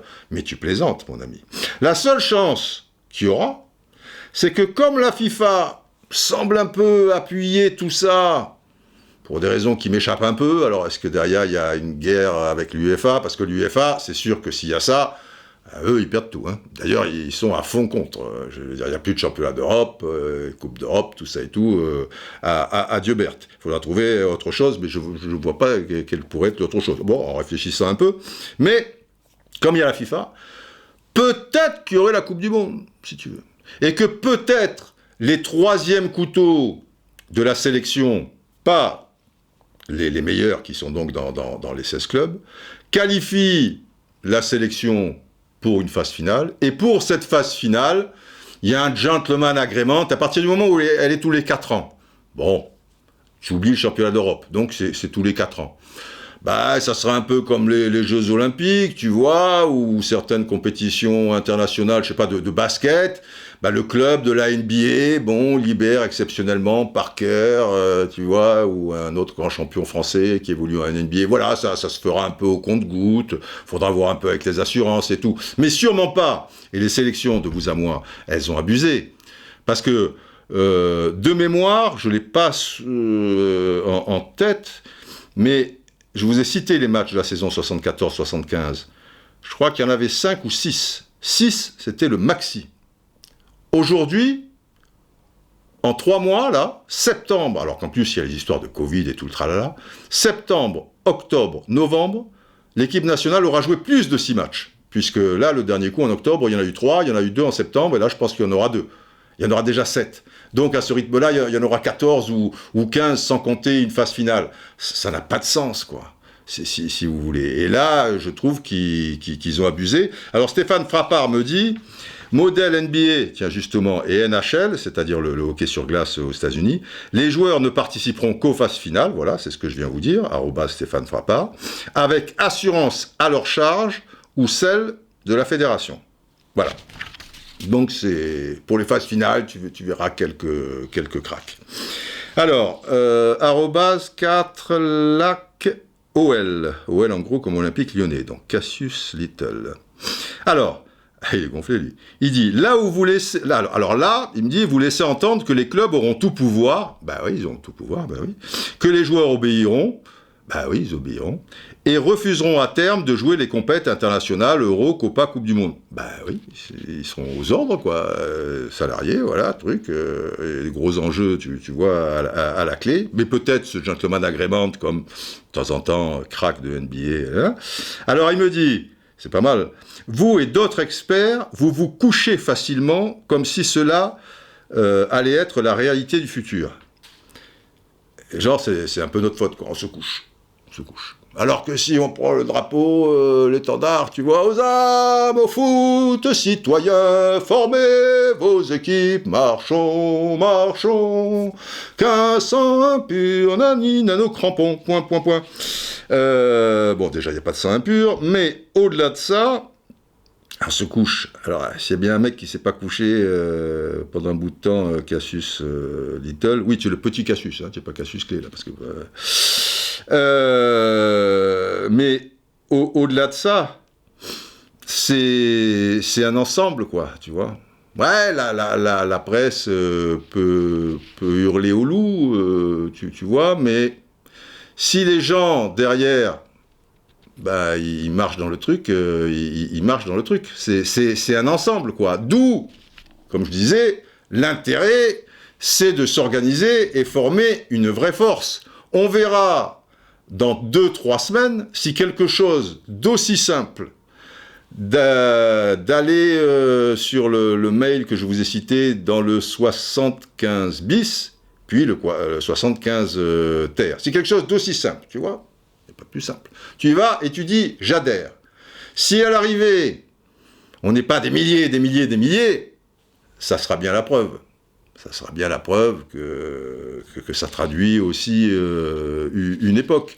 On serait dans les années 60, tu vois, où les gens avaient encore, tu vois, ils y croyaient. Je les blâme pas, les gens. Ils ont été broyés, année après année, et aujourd'hui, il y a que les plus forts qui pensent encore essayer de bouger des montagnes, des trucs. Les autres, ils ont baissé les armes, tu vois. Ils disent, oh, c'est perdu d'avance, oh, pourquoi je vais me lever le popotin? Oh, il faut aller jusqu'à l'ordinateur, taper ce truc et j'adhère. Putain, il me demande un truc, Roustan, mais il est timbré, quoi. Tu vois, on dirait que pour certains, je demande d'aller jouer au golf avec la reine d'Angleterre sur la Lune, tu vois. Si déjà, ça, c'est trop. C'est qu'on est laminé, quoi. On vit une période épique, mais nous n'avons plus rien d'épique, comme disait Léo Ferré. On verra. Peut-être une bonne surprise. Dans les années 60, je lance un truc comme ça. Alors, il n'y avait pas les outils pour le faire, évidemment, mais comme les gens sont, oui, on va essayer de changer le monde, oui, on va oui, on va avancer, oui, de l'enthousiasme, mais oui, demain ceci, voilà. Mais on a broyé tout ça. Là, alors là, je vous dirais, je suis complètement débordé déjà, des milliers, arrêtez, ça va trop vite, il va falloir que j'engage 2-3 jeunes pour pouvoir, pour l'instant, on n'est pas là. Je vous dis pas plus, attendons la fin du mois. Bref. Gester.fr, raison de plus pour lutter contre cette ligue fermée. Voilà, lui il me dit juste, raison de plus pour lutter contre cette ligue fermée. Si tu as la solution, mais encore une fois, avant de lutter contre la ligue fermée, il serait intéressant de savoir si y a peut-être une grande majorité que ça intéresse, après tout. Et ça, on ne le sait pas. De toute manière, je le répète, on n'aura pas notre avis, mais je serais curieux de le savoir. Mais pas un sondage comme ça, tu vois, à la télé, bon, en fait, vous êtes pour la Super League, vous êtes contre la Super League. Bon, le truc, non, il faudrait que ce soit quelque chose d'assez pointu. Alors, le Ronaldinho des mots. Très joli. Je ne suis pas intéressé par ce modèle, donc la Super League. Supporter de l'OM, je suis. Supporter de l'OM, je resterai. Il faut un système de montée et de descente, sinon ce n'est plus du sport, il n'y a plus de risque, il n'y a plus d'enjeu. Alors déjà, ça dépend un peu, Ronaldinho. Parce que la NBA, tu vois, puisqu'on dit toujours ce sera la NBA du football, tu vois, c'est quelque chose qui revient. Il n'y a pas de risque de descente, il n'y en a pas. Mais il y a de l'enjeu. Je ne peux pas dire qu'il n'y a pas d'enjeu. C'est quand même du sport. Alors du sport, spectacle, tout ce que tu veux, mais les mecs, c'est quand même du sport. Bon. Donc déjà, tu te trompes. Je pense. Après, tu dis, je suis supporter de l'OM, je resterai. Je suis Rital et je le reste. Oui, certes, mais tu le resteras, mais ça va se passer comment ? Tu vas faire partie des 200 000 Marseillais qui ont assisté à OM Forbach à Louvonne. Parce que si tu questionnes, enfin les gens de cette génération, évidemment, ils étaient tous au stade. Hein. L'OM était au fond du gouffre, tu vois, en D2, en patati patata, et il y avait eu, je crois, j'ai plus le chiffre en tête, mais 233 spectateurs, tu vois, on est loin des 60 000 actuels. Mais tout le monde se marre toujours, parce qu'on dit... par fierté, les personnes n'ont dit, mais je suis pas allé, tu vois, c'est ridicule, 232, mais enfin moi je faisais partie de 232, oh, mais c'est le truc, tu vois. Bref. Et quand l'OM a supposé, tu vois, qu'il soit pas dans cette Super League, et que tous les cracks seront partis, et que tu auras des gars qui aura, voilà, l'OM sera en division d'honneur, quoi, tu vois. Ah bah ouais. L'équivalent de la 3e division, il y aura peut-être une division. Là. Tu vas aller comme un fou au match. Tu vas regarder tous les matchs à la télé. Alors là, il faudra être costaud, hein, parce que les matchs, ils seront pas retransmis, je pense. Hein. Ou alors, ils seront retransmis avec 3 caméras en bois. Tu vois, ils seront petits comme des fourmis. Oublie les 17 caméras, les ralentis, les loupes et tout le bordel. Alors, tu resteras peut-être supporter de l'OM, mais je demande à voir le Ronaldinho des mots. Je continue, ça se termine. Oui, là, j'insiste auprès de Martin Laurent, @Laurent0075, qui me dit putain, il y a que PSG, patati patata. Alors je lui dis, parce que j'ai l'impression qu'il m'engueule, mais après il m'expliquera, non, c'était juste une question. Mais la manière dont il parle, tu vois, et je lui dis que j'ai pas le pouvoir de décider s'il y a X club français ou pas, il y en aura peut-être qu'un, il y en aura peut-être 2, peut-être 3, j'en sais rien. Et je lui précise, ce que je vous répète depuis plusieurs minutes maintenant, de toute manière, nous, aficionados de foot, on subit, ils ne nous demanderont jamais notre avis, et ils confisquent ce sport à des milliards de passionnés. Mais comme dans la société, on te confisque beaucoup de droits à des dizaines de millions, des centaines de millions, des machins. Il y a des fois comme ça, là, paf, démerde-toi avec ça. Et il y a des milliards de passionnés de foot, ils vont le confisquer.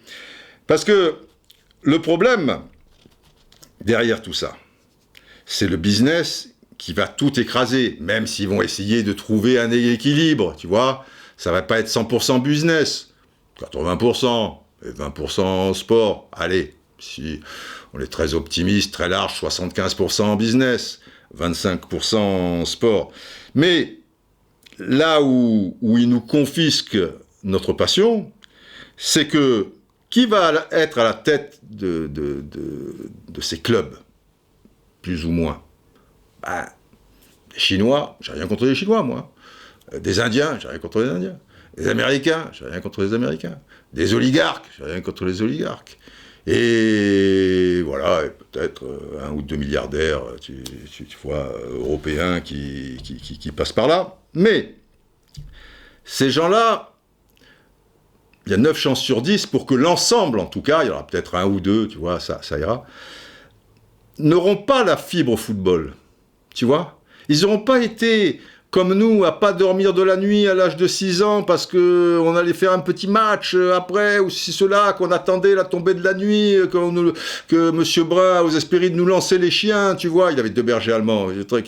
Pour qu'on dégage, ils n'ont pas toutes ces choses qu'on a vécues. Eux, ils sont là dans le business. Ils te prennent un club de football comme demain, et ils te prennent, je sais pas, une usine à savon, quoi. Voilà, et ils sont pas là. Bon, alors après, ils s'y attencheront peut-être et tout, mais ils n'ont pas les bases. Donc après, c'est une ligue fermée. Ça veut dire que tout est fermé. Tu vois, c'est une société, tu vois, c'est machin truc. Ils font ce qu'ils veulent. Si à un moment, je commentais hier Lille-Lyon, et à partir du moment où Marcelo se fait sortir, tu as bien compris que Lyon, à qui Lille laissait le ballon, donc Lyon avait ils n'ont pas de jeu. Mais enfin, si tu leur laisses le ballon, du coup, il y a un petit peu de jeu. Ils s'approchent du but. Et du coup, ils ont eu des occasions. C'était assez ouvert. Ça arrangeait Lille qui voulait pas entrer dans la gueule du loup, et qui, eux, sur contre-attaque, dans la profondeur, tu vois, avec le Turc, là, Bamba, qui a du feu un peu dans les jambes, etc., ils avaient des possibilités. La première mi-temps, finalement, était sérieuse, tu vois, assez intéressante. C'était un jeu d'échecs, mais avec des espaces, et une volonté d'essayer quand même de l'emporter. Comme Lyon égalise à la 41e minute, en plus, peu cher les Lillois, ils perdent Fonté, tu te dis, Lyon est en position de force, psychologiquement, et ils veulent gagner, ça marquera le coup, après un début de championnat assez moyen, tu vois, devant une équipe qui est invaincue, Lille, tout le tralala et tout. Et boum, Marcelo, tu le crois, ça, déjà la première intervention, et qu'est-ce qui va te faire ce truc? La première, elle est à 50 mètres des buts, sur le côté, je fais une parenthèse. Le mec, il est dos au but, qu'est-ce que tu vas mettre cet engagement à aller donner ce coup de tête? On le connaît, Marcelo, il est allé pour faire mal, et il a fait mal, et il a réussi son coup. Résultat, il prend un carton. Et là, tu es dans le rond central, même si tu es en retard, ça va. Laisse tomber, laisse-le passer. Tu crois qu'il va partir seul, que c'est Maradona au stade Aztèque, le gars? Oublie. Et lui, non seulement il arrive en retard, mais en plus il met une bonne semelle. Et il sait qu'il est sous le coup d'un carton. Bref, il nous a niqué le match. Il a niqué Lyon, mais il a aussi niqué le match. Parce qu'après, tu as compris que Lyon, les mecs, ils vont être à 10 derrière. Bon, certes. Et malheureusement, une équipe qui a 10 derrière, aujourd'hui, physiquement, tu vois, avec peu d'espace, etc. Si tu n'as pas en face un Zidane, un Maradona, un Platini, un Pelé, un Messi, bon, et ça court pas tant les rues que ça, et encore moins en Ligue 1, tu sais que ça peut durer 2 heures, et bon, ils ont eu une occasion à Rojo, là, quand tu vois, il fait pas suffisamment, tu vois, sur le côté droit, hop, il est passé, s'il fait bien tourner son ballon, c'est bon, et c'était pas assez, et puis Lopez qui a fait le taf. Mais, quelque part, cette deuxième mi-temps, tu t'emmerdes. Les mecs, là, qui n'ont pas cette fibre au football, parce que ça fait partie aussi de ce sport, de s'emmerder, c'est pas grave, les mecs, ils tiennent et tout, on y trouvera quand même une sorte de plaisir et tout. Mais ils vont dire, avec les nouveaux consommateurs, ceux qui veulent toucher et qui sont des consommateurs sur 30 ans. Et puis les Américains, ils sont là pour du spectacle.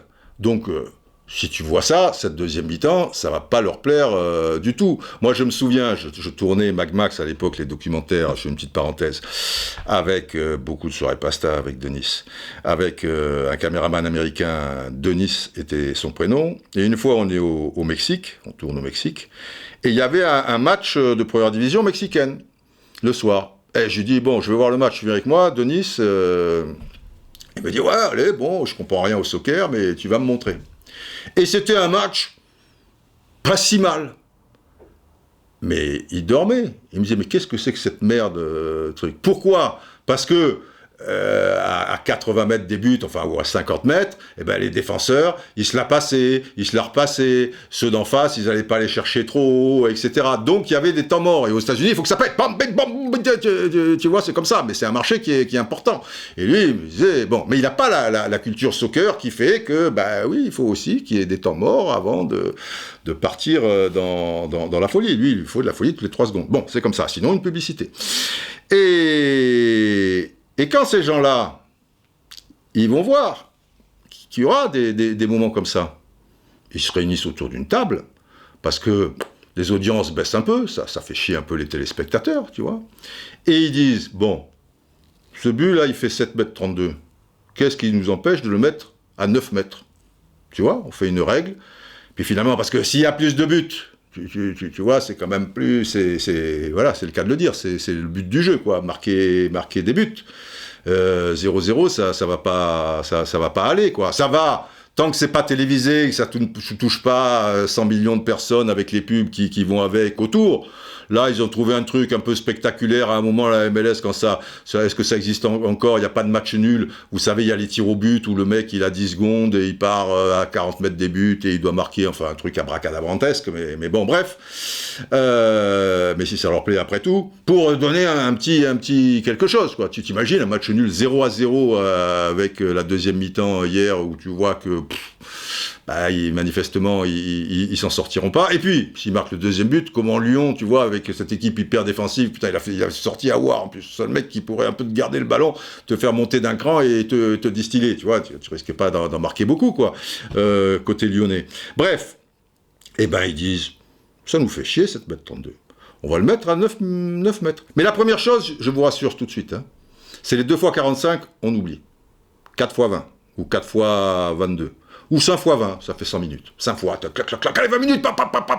Et après, on met 11 mecs nouveaux. Parce qu'il faut que les mecs soient pas fatigués, tu vois. Il peut y avoir dans les 20 minutes 6 changements, mais on le dit pas à l'arbitre. Ça... Bon, c'est un autre sport.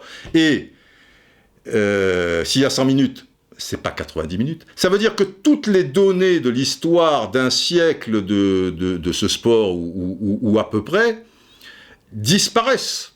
Parce que si les buts font 9 mètres, évidemment, on te dira pas, oui, mais putain, lui, il a marqué 700 buts, ouais, mais Fontaine, il a marqué 13 buts. Bon, enfin, il y aura plus de Coupe du Monde, de toute manière. Ou s'il y a une Coupe du Monde, exceptionnellement, pour la raison que je vous ai expliquée, il y aura des buts avec 9 mètres. Et puis, ça fait pas 80 minutes, ça fait 100 minutes. Alors, le mec qui battra le record de Fontaine, qui en mettra 14 un jour, tu diras, ouais, mais alors déjà, il y a plus de matchs. Parce que c'est des Coupes du Monde où il y a 150 équipes, alors qu'à l'époque, on était 16, ok. Et puis maintenant, il y a des buts, au lieu de faire 7 mètres 32, ils font 9 mètres de long, et au lieu de faire 2 mètres 40 de haut, ils font 3 mètres 12. Voilà, quoi, voilà, ça sera, comme je vous l'ai dit, c'est triste. Mais eux, ils n'auront pas d'état d'âme. Hein. Si le téléspectateur est content, tu vois, c'est sûr, si le but fait 9 mètres et 3 mètres 20 de haut, à 11 contre 10, même s'il y a le bus, tu vois, le Chelsea... qui laisse que Drogba en pointe, là, bon, il aura du mal avec sa défense à 5. Voilà, et l'air de rien, attention, Twitter de Sacha Nokovic, qui est le spécialiste médias et télé du journal L'Équipe, il dit, l'air de rien, tu vois, ce week-end sur Canal+, la F1 a fait pratiquement le double audience de la Ligue 1. Nantes-PSG, 583 000, pas le Pérou, hein, parce qu'il y a pas mal de millions d'abonnés maintenant quand même à Canal. Monaco-Bordeaux, 513 000. Et la F1, qui touche un noyau dur quand même, plus d'1 million. Et donc, voilà, c'est petit à petit. Alors si Mediapro ne paie jamais, D'ailleurs, le patron des canals, là, Mister Saada, l'a précisé, il ne va pas pour autant mettre la même somme pour sauver la Ligue 1. Il ne va pas monter au cocotier, tu vois. Donc on est à une période, tu vois, le reflet de la catastrophe. Je le sens pas mal, parce que pour moi, cette Super League serait une catastrophe. Mais, je le répète encore, pas pour les gens peu chers que je viens de lire, et qui représentent grosso modo ce que j'ai reçu sur Twitter suite à ce tweet avec les 15 clubs. Mais peut-être qu'il y a des gens que voilà, ça va les enchanter, et même ils avaient, je sais pas, on le saura plus tard. Mais en revanche, j'ai bien peur qu'on soit les enfants dans la seringue. Bon, il y avait 2 anniversaires assez fameux récemment, celui de Pelé, le 23 octobre. Demain, alors aujourd'hui, nous sommes le lundi 2 novembre, donc demain 3 novembre, il y aura les 40 ans de Benjamin B, @benbonadona, donc joyeux anniversaire Benjamin. Lui, c'est 40. Alors c'est pratique, parce que c'est 40, Pelé, c'est 80, et entre les deux, il y avait l'anniversaire de Diego Armando Maradona, donc c'est 60, voilà, on a 40, 60, 80. Alors, du coup, normalement, je voulais terminer, vous savez que le générique de fin, il dure 12-14 minutes, hein, Football is my first love, etc., etc. Mais là, on va terminer avec Maradona. Pourquoi ? Parce que il y a Max Malone, ou enfin on dit peut-être Malon, avec qui je suis en contact régulièrement, et qui est un supporter de l'OM, et un fou de Maradona, et qui joue de la zizik aussi à l'occasion. Il me dit: Didier, j'ai fait une chanson sur Maradona, il m'a envoyé ça, tout ça, et ben je me suis dit, ouais, très bien, on va conclure le podcast, puisque son anniversaire n'était pas forcément si lointain. Donc, on va y aller. À la musique, Max Malone, qui a également écrit des paroles, et que je vais vous traduire par-dessus. Voilà, le temps, j'ai mis ça de côté. Allons-y pour cet hommage à Diego Armando Maradona.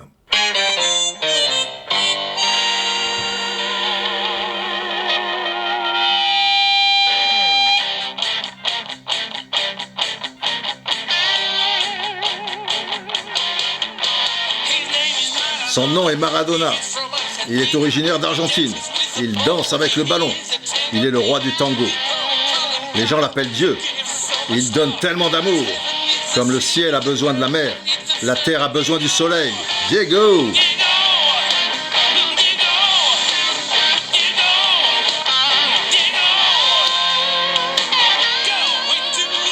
Vas-y, fais le show. Tu vas toujours au front. Avec toi, le soleil brille nuit et jour.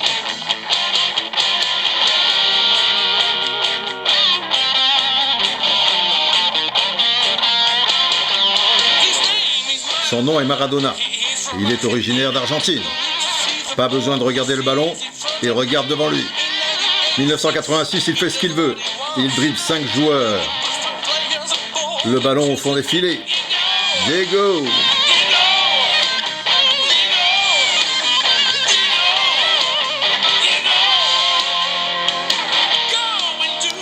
Vas-y, fais le show! Tu vas toujours au front. Avec toi, le soleil brille nuit et jour.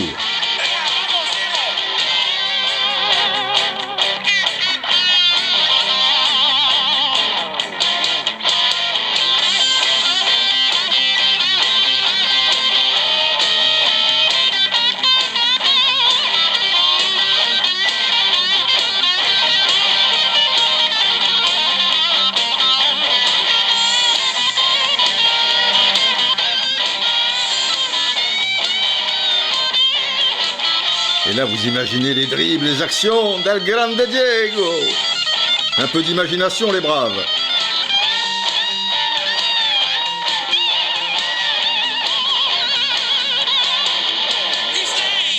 Son nom, Maradona, d'Argentine.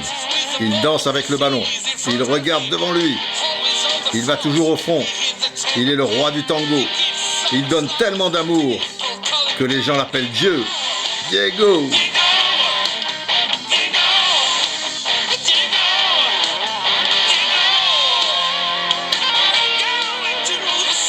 Vas-y, fais le show. Tu vas toujours au front. Avec toi, le soleil brille nuit et jour. Diego.